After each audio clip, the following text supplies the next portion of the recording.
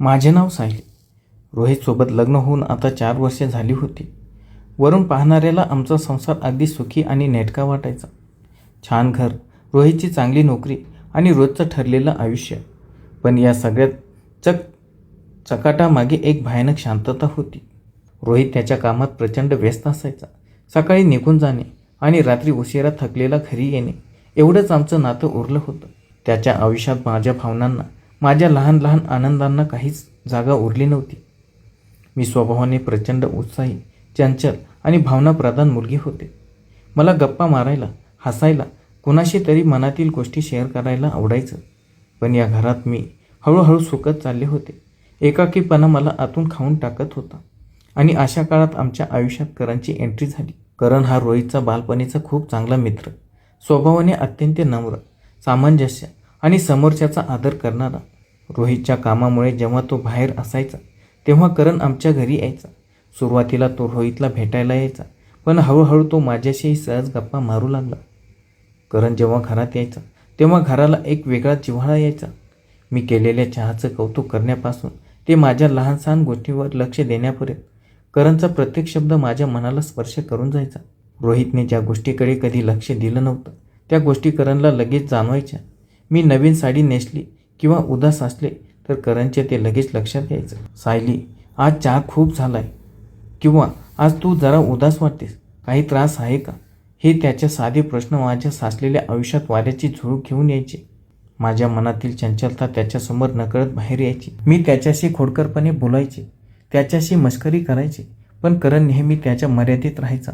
त्याच्या मनात माझ्याबद्दल खूप आदर होता आणि रोहितच्या विश्वासाला तो कधीच तडा देऊ जाणार नव्हता, असा त्याचा स्वभाव होता.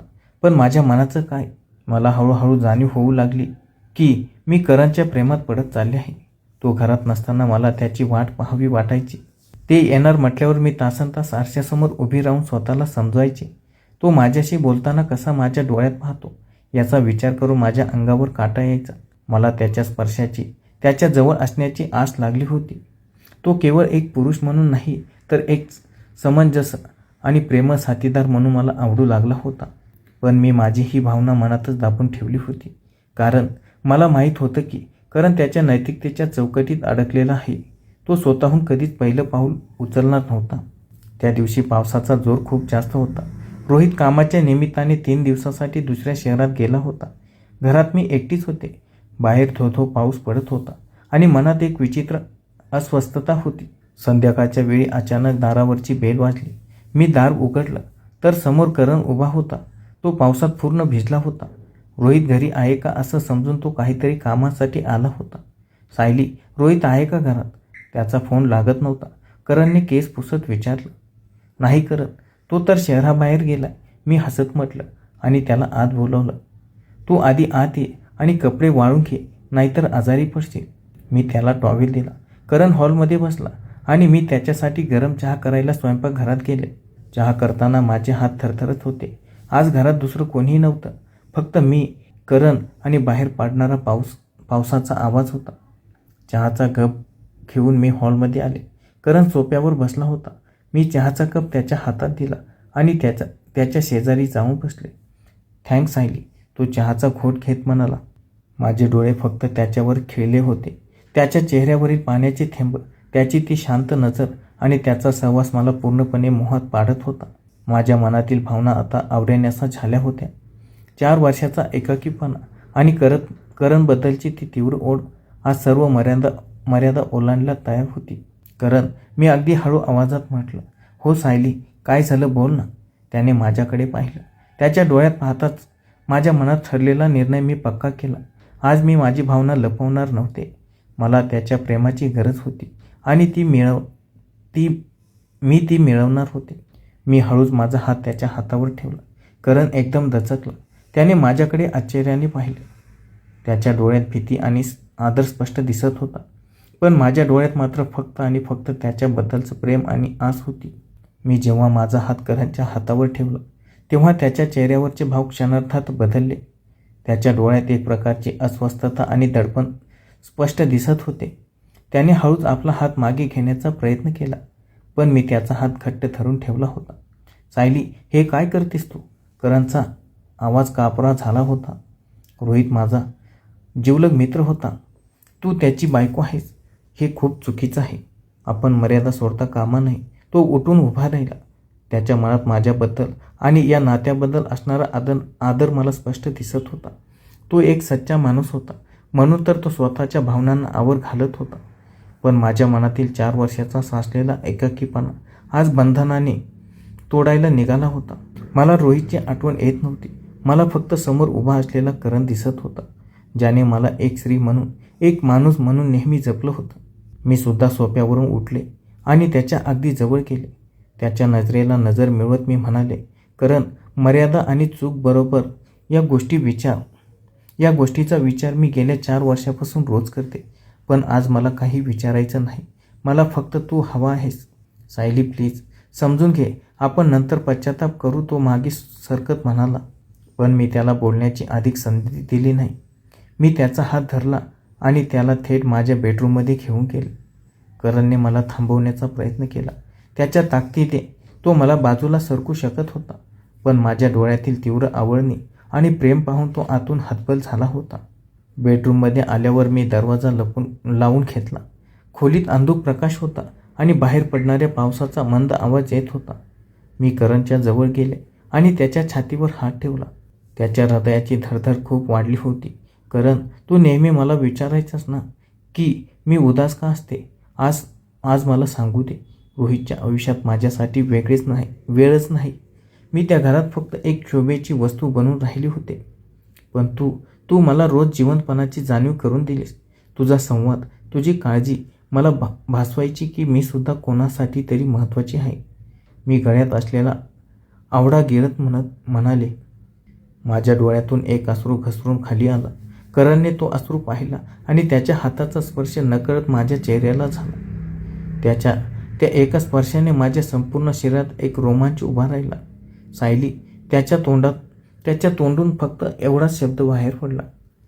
पण त्या एका शब्दात ती ओढ स्पष्ट जाणवत होती. तो मला थांबवण्याचा प्रयत्न करत होता, पण त्याचं मन आता त्याच्या नियंत्रणात नव्हतं. मी हळूच त्याच्या गळ्यात हात टाकले आणि त्याला स्वतःजवळ ओढलं. करणच्या मनातील भीती आणि नैतिकतेची भिंत शेवटी माझ्या भावनांच्या प्रहात वाहून गेली. त्याच्या ओठांचा स्पर्श जेव्हा मला झाला तेव्हा मला वाटले की माझ्या आयुष्यातील सगळं वाळवंट एका क्षणात नाहीसं झालं आहे. त्या स्पर्शात एक वेगळीच ऊब होती, एक जिव्हाळा होता जो मला रोहितकडून कधीच मिळाला नव्हता. करणने मला घट्ट मिठीत घेतलं. खोलीतील वातावरण पूर्णपणे बदलून गेलं होतं. बाहेरील पावसाचा जोर वाढला होता आणि आत आम्ही दोघे एकमेकांच्या श्वासात हरवून गेलो होतो. करणचा स्पर्श हळूहळू अधिक तीव्र आणि भावनिक होत गेला. त्याने मला अत्यंत प्रेमाने आणि नाजूकतेने स्वतःमध्ये सामावून घेतलं. त्या रात्री सर्व मर्यादा, सर्व नियम मागे पडले होते. तो फक्त एक शारीरिक संबंध नव्हता, तर 2 तहानलेल्या मनाचं मिलन होतं. कित्येक वर्षानंतर मला आज खऱ्या अर्थानं स्त्री असल्याचा आणि कुणीतरी मनापासून प्रेम करत असल्याचा आनंद मिळत होता. मी करणच्या कडेवर पूर्णपणे विसंबून गेले होते. त्या संपूर्ण रात्री आम्ही एकमेकांच्या मिठीत शांत झालो. तो प्रत्येक क्षण माझ्यासाठी अनमोल होता. करणचा प्रत्येक स्पर्श माझ्या मनावर आणि शरीरावर कोरला जात होता. पहाटेच्या वेळी जेव्हा पावसाची रिमझिम थांबली तेव्हा मी करणच्या छातीवर डोके ठेवून शांत झोपले होते. मला माहीत होते की उद्या नवीन आव्हाने समोर येणार आहेत, पण त्या क्षणी माझ्या मनात कोणताही पश्चाताप नव्हता. फक्त एक अथांग शांतता आणि तृप्ती होती. पहाटेचे मंद किरण खिडकीच्या पडद्यातून आत येत होते. बाहेर पावसाची रिमझिम पूर्णपणे थांबली होती आणि हवेत एक वेगळाच गारवा पसरला होता. मी करणच्या छातीवर डोके ठेवून पडले होते. तो शांत झोपला होता, पण त्याच्या चेहऱ्यावर एक अस्वस्थता अजूनही दिसत होती. मी हळूच माझा हात त्याच्या चेहऱ्यावरून फिरवला. त्याच्या स्पर्शाची ती ऊब अजूनही माझ्या अंगात भिनलेली होती. पण जशी जशी सकाळची वेळ जवळ येत होती तसं करणच्या मनातील दडपण स्पष्ट जाणू लागले होते. त्याने हळूच डोळे उघडले. मला समोर पाहताच त्याच्या चेहऱ्यावरचा रंग उडाला. काल रात्रीचा भावनाश क्षण आता संपला होता आणि समोर कठोर वास्तव उभं होतं. सायली, तो घाईघाईने उठून बसला. हे काय झालं आपल्याकडून? मी रोहितला कसा तोंड दाखवू? त्याच्या आवाजात प्रचंड पश्चाताप आणि भीती होती. तो सोफ्यावरून कपडे सावरत उठला. मी त्याला थांबवण्याचा प्रयत्न केला. करण, शांत हो. काल जे घडलं ते चुकीचं नव्हतं. ते आपल्या भावनांचं सत्य होतं. नाही सायली, तो मागे सरकला. तो माझा सर्वोत्तम मित्र आहे. त्याने माझ्यावर अंधासारखा विश्वास ठेवला आणि मी त्याच्याच पाठीत खंजीर उपसला. मला जायला हवं. करणनं मागे वळूनही पाहिलं नाही. तो तसाच घाईघाईने घरातून बाहेर पडला. दार वाजवण्याचा आवाज आला आणि पुन्हा एकदा त्या मोठ्या घरात शांतता पसरली. मी बेडरूममधील बेडवर एकटीच बसून राहिले. करण निघून गेल्यावर मला सुरुवातीला प्रचंड एकटेपणा जाणवला. मनात भीतीची एक लहानशी लहर आली. आता पुढे काय? रोहित परत आल्यावर काय होईल? पण जेव्हा मी कालच्या रात्रीचा विचार केला तेव्हा माझ्या मनात पश्चातापाचा एक थेंबही नव्हता. गेल्या 4 वर्षात पहिल्यांदाच मला कोणीतरी मनापासून जपलं होतं. करणच्या त्या स्पर्शाने, त्याच्या भावनिक जवळकीने मला पुन्हा जिवंत केलं होतं. पुढचे 2 दिवस माझ्यासाठी खूप कठीण गेले. रोहितचा फोन आला, पण मी त्याच्याशी फारसं बोलले नाही. मला त्याचा राग येत नव्हता, पण त्याच्याबद्दल राहिलेली ओढ पूर्णपणे संपली होती. दुसरीकडे मी करणला फोन करण्याचा प्रयत्न केला, पण त्याने माझा फोन उचलला नाही. तो बहुधा स्वतःच्याच गुन्हेगारी भावनेशी झुंजत होता. त्याला वाटलं होतं की त्याने मित्राचा विश्वासघात केला आहे, पण त्याला हे माहीत नव्हतं की रोहित आणि माझं नातं आधी संपलेलं होतं. तिसऱ्या दिवशी संध्याकाळी मला राहवले नाही. मी ठरवलं की या सगळ्या स्पष्ट निपटारा करायला हवा. करणला या दुविधेतून बाहेर काढणं आणि माझं प्रेम सिद्ध करणं गरजेचं होतं. मी त्याला मेसेज केला, करण, मला माहीत आहे तू स्वतःला दोष देतोस, पण मला तुला एक सत्य सांगायचं आहे. मला आज संध्याकाळी कॅफेमध्ये भेट. जर तू आला नाहीस तर मी समजेन की तुझ्यासाठी तो फक्त एक क्षण होता, पण माझ्यासाठी ते माझं संपूर्ण आयुष्य होतं. मेसेज पाठवून मी कॅफेमध्ये त्याची वाट पाहत बसले. माझे हात थरथरत होते. मनात शंका येत होती, तो येईल का? तो मला समजून घेईल का? जवळपास पाऊण तास वाट पाहिल्यानंतर कॅफेचे दार उघडले आणि करण आत आला. त्याच्या चेहऱ्यावर थकवा आणि चेहऱ्यावरील हास्य गायब झाले होते. तो येऊन माझ्या समोर बसला. सायली, आपण हे काय करतोय? हे चुकीचं आहे. आपण पुन्हा भेटायला नाही पाहिजे, तो अगदी कमी आवाजात म्हणाला. मी त्याचा हात हातात घेतला. यावेळी त्याने हात मागे घेतला नाही, पण त्याच्या डोळ्यात अथांग वेदना होती. करण, तू स्वतःला दोष देणं बंद कर. मी अत्यंत शांत आणि स्पष्ट आवाजात म्हणाले. तू रोहितचा विश्वासघात नाही केलास. रोहित आणि माझ्या नात्यात गेल्या 2 वर्षापासून काहीच उरलेलं नव्हतं. आम्ही फक्त जगासाठी एकत्र राहत होतो. त्याने मला कधी समजून घेतलं नाही, कधी प्रेम दिलं नाही. मी त्या घरात रोज एकटी असायची. करण माझ्याकडे पाहत राहिला. तुझ्या मनात माझ्याबद्दल जो आदर आणि काळजी होती तिने मला वाचवलं. मी पुढे म्हणाले, काल रात्री जे घडलं ती केवळ एक शारीरिक ओढ नव्हती करण. ते माझं तुझ्यावर असलेलं मनापासूनचं प्रेम होतं. मला रोहितच्या पैशाची किंवा नावाची गरज नाही. मला तुझ्या प्रेमाची गरज आहे. माझ्या डोळ्यातून अश्रू वाहू लागले. करणने माझे अश्रू पाहिले आणि त्याच्या चेहऱ्यावरचे कठोर भाव वितळले. त्याने माझा हात घट्ट धरला. सायली, मला वाटले होते मी फक्त एक क्षणाचा मोहात पडलो. करण हळूच म्हणाला, पण सत्य हे आहे की तुझ्या उदास डोळ्यांनी मला नेहमी अस्वस्थ केलं होतं. मलाही तुझ्याबद्दल प्रेम वाटत होतं, पण मी मर्यादाच्या साखळदंडात अडकलो होतो. त्या क्षणी आम्हा दोघांनाही जाणीव झाली की हे नातं फक्त एका रात्रीपुरतं मर्यादित नव्हतं. हे 2 दुखावलेल्या आणि एकट्या मनाचं खरं मिलन होतं. आम्ही दोघांनी ठरवले की आता लपून काही करायचं नाही. रोहितशी शांततेने बोलून सन्मानाने या बंधनातून बाहेर पडायचं आणि एकमेकांच्या साथीने एक नवीन खरं आयुष्य सुरू करायचं. कॅफेमधील त्या भेटीनंतर माझ्या मनावरचा एक प्रचंड मोठा भार उतरला होता. करणने माझ्या प्रेमाचा स्वीकार केला, पण आता आमच्यासमोर सर्वात मोठं आव्हान होतं. रोहितशी बोलायचं आणि या नात्याला एका योग्य वळणावर आणायचं. मी कोणतीही फसवणूक किंवा लपाछपी करून हे आयुष्य जगू शकत नव्हते. मला रोहितशी पूर्ण प्रामाणिक राहून या बंधनातून बाहेर पडायचं होतं. दुसऱ्या दिवशी संध्याकाळी रोहित शहराबाहेरून घरी परत आला. तो नेहमीसारखा थकलेला दिसत होता. घरात आल्यावर त्याने त्याचा लॅपटॉप बॅग सोफ्यावर ठेवली आणि तो शांतपणे बसला. मी त्याच्यासाठी पाण्याचा ग्लास घेऊन आले. रोहित, मला तुझ्याशी खूप महत्त्वाचं बोलायचं आहे, मी धीर एकटून म्हणाले. त्याने मोबाईलवरून नजर हटवली आणि माझ्याकडे पाहिलं. काय झाले सायली? काही अडचण आहे का? मी त्याच्यासमोर खुर्ची ओढून बसले. माझे हात थोडे थरथरत होते, पण मनात एक वेगळाच ठामपणा होता. रोहित, आपल्या लग्नाला 4 वर्षे झाली आहेत, पण तू स्वतःचा विचार करून सांग, आपण खरंच एका पती पत्नीसारखं जगत आहोत का? तुझं काम, तुझा वेळ आणि तुझं आयुष्य या सगळ्यात माझ्यासाठी कुठे स्थान आहे का? रोहित क्षणभर स्तब्ध झाला. तिने दीर्घ श्वास घेतला आणि म्हणाला, सायली, हे सगळं आपल्या भविष्यासाठीच करतोय ना? नाही रोहित, मी त्याला अडवत म्हणाले, भविष्याच्या नावात आपण आपलं वर्तमान पूर्णपणे गमावलं आहे.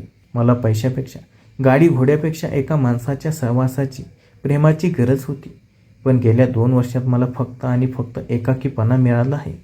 मला आता या नात्यात गुदमरल्यासारखं होतंय. रोहितने काही वेळ शांत राहून माझा चेहरा पाहिला. त्याच्या डोळ्यात एक अपराधीपणाची भावना दिसू लागली. सायली, तुला असं वाटतंय हे मला माहीत नव्हतं. पण आता तुला काय हवं आहे? मला या नात्यातून सन्मानाने मोकळं व्हायचं आहे. आपण दोघांनीही जबरदस्तीने हे नातं ओढण्यात काहीच अर्थ नाही. तू तुझ्या आयुष्यात पुढे जा आणि मला माझं आयुष्य जगू दे. मी स्पष्ट शब्दात माझं मत मांडले. रोहितला माझ्या बोलण्यातील गांभीर्य समजलं होतं. त्याला जाणीव झाली होती की हे नातं जोडण्यासाठी आता खूप उशीर झाला आहे. त्याने माझे दोन्ही हात हातात घेतले आणि हळूच म्हणाला, सायली, मी तुला कधीच आनंदी ठेवू शकलो नाही याची मला खंत आहे. जर तुझा निर्णय हाच असेल तर मी तुझ्या वाटेत कधीच अडथळा बनणार नाही. तुला जो निर्णय योग्य वाटेल त्यात माझा पाठिंबा असेल. रोहितच्या या समंजसपणामुळे माझ्या मनातील भीती दूर झाली. आम्ही दोघांनी एकमेकांचा राग न करता एकमेकांचा आदर राखून वेगळं होण्याचा निर्णय घेतला. त्यानंतरच्या काही दिवसात कायदेशीर प्रक्रिया पार पडल्या.